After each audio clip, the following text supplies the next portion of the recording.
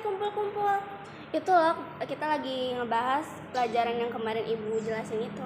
Wah, kayaknya menarik nih pembahasan kalian. Iya, kemarin kan ibu ngebahas tentang demokrasi terpimpin kan? Apa sih yang dimaksud dengan demokrasi terpimpin? Jadi demokrasi terpimpin itu kan ada dua kata, yaitu demokrasi yang artinya bentuk pemerintahan, lalu ada terpimpin yang artinya dipimpin. Nah, ini juga biasa disebut Orde Lama. Jadi demokrasi terpimpin itu pada kepemimpinan Soekarno. Nah, jadi segala keputusan maupun pemikiran itu berpusat pada pemimpin negara. Kenapa Indonesia menciptakan demokrasi terpimpin, sedangkan sebelumnya negara kita sudah memiliki demokrasi, yaitu namanya demokrasi liberal. Ada yang tahu nggak kalian? Kalau menurut Ijal mah, kenapa kita dialih ke demokrasi terpimpin? Karena pada demokrasi liberal itu kurang efektif. Dikarenakan kurang efektifnya yaitu banyak partai-partai politik gitu, rebutan kuasa. Kalau di demokrasi terpimpin mah kan langsung dipimpin sama presidennya. Aku mau nanya dong, kemarin kan dijelaskan bahwa pada masa demokrasi terpimpin itu kan dekret presiden. Isinya apa aja sih? Jadi dekret presiden itu isinya ada 4.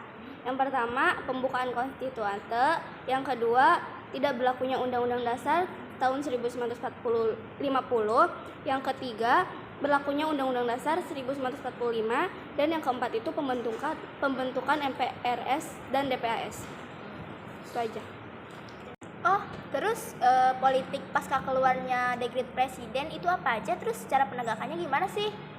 Cara penegakannya yaitu menegakkan demokrasi terpimpin terbagi menjadi 4. Yang pertama ada penetapan Manipol sebagai GBHN. Pada tanggal 17 Agustus 1958, Presiden Soekarno berpidato.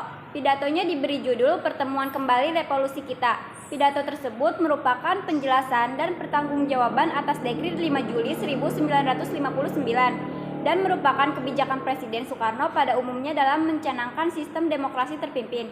Yang kedua itu ada pembukaan DPR hasil pemilu 1955 dan pembentukan DPR GR.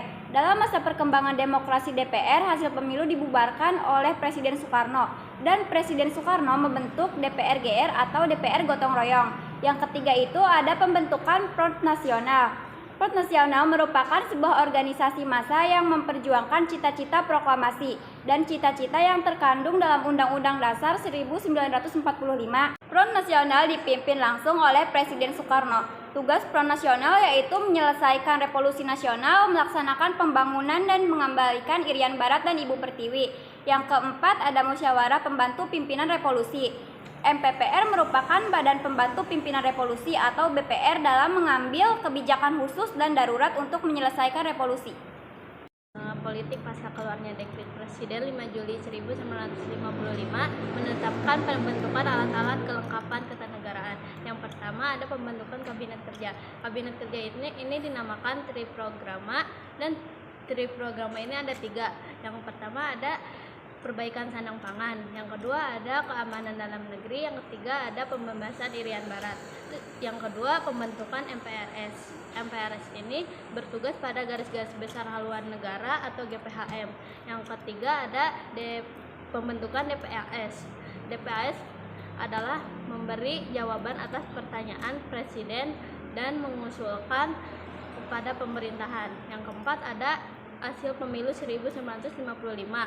Pemilu ini pertama di Indonesia dilaksanakan pada tahun 1963 sampai dengan 1966.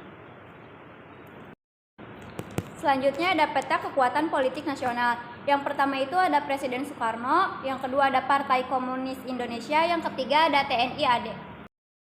Kemudian ada pembebasan Irian Barat dari tangan Belanda. Nah, Indonesia itu ada beberapa upaya untuk membebaskan Irian Barat. Yang pertama itu ada diplomasi, kemudian ada konfrontasi politik, ada konfrontasi ekonomi, dan konfrontasi militer. Nah, dari 3 upaya itu, yang diplomasi, konfrontasi politik, konfrontasi ekonomi itu gagal. Kemudian di upaya terakhir, Indonesia itu berupaya dengan konfrontasi militer, yaitu Indonesia membentuk Trikora atau Trikomando Rakyat, kemudian membentuk Komando Mandala. Nah, di Komando Mandala ini dipimpin oleh Soeharto Terus tahap strategi Soeharto ini ada infiltrasi, ada eksploitasi, sama ada konsolidasi. Nah, di tahap infiltrasi ini Indonesia menang. Dia menduduki daerah Teminabuan yang ada di Irian Barat. Nah, dari berhasilnya di tahap infiltrasi ini,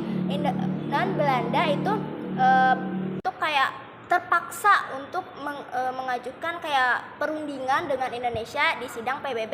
Nah, kemudian pas sidang PBB ini, Ellsworth Banten itu sebagai penengah PBB menyarankan untuk Indonesia dan Belanda menjalani perjanjian, yaitu perjanjian New York. Nah, di salah satu isi perjanjian New York itu pemerintah harus menjalani pepera atau penentuan pendapat rakyat. Nah, dari hasil pepera tersebut Indonesia menang dari hasil voting warga Irian Barat. Nah, dari hasil pepera itu Indonesia itu mendapatkan Irian Barat kembali, dan Irian Barat menjadi bagian Indonesia kembali, dan Belanda dikala itu kalah dari hasil pepera.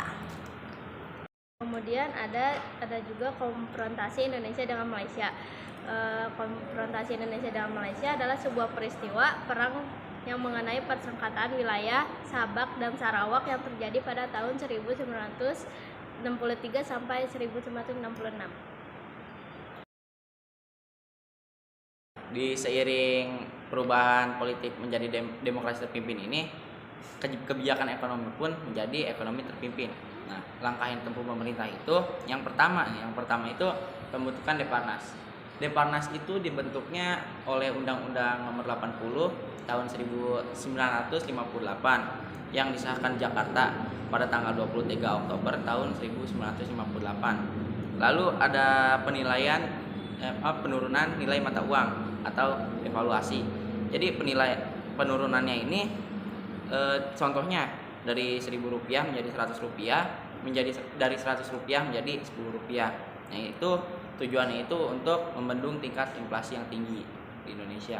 Lalu ada deklarasi ekonomi atau dekon. Deklarasi ekonomi atau dekon ini tujuannya itu untuk meningkatkan seluruh ekonomi masyarakat Indonesia. Nah, akan tetapi gagal karena pemutusannya diplomatik dengan Malaysia.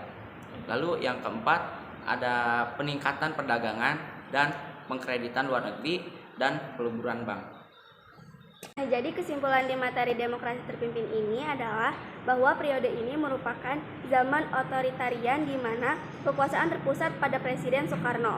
Meskipun dianggap sebagai upaya untuk mengatasi ketidakstabilan politik, demokrasi terpimpin sebenarnya mengurangi ruang demokrasi dan menghambat partisipasi politik masyarakat serta menghimpit kebebasan sipil. Pemerintahan ini juga mengalami krisis ekonomi dan konflik regional yang akhirnya berkontribusi pada peralihan ke Orde Baru pada tahun 1965.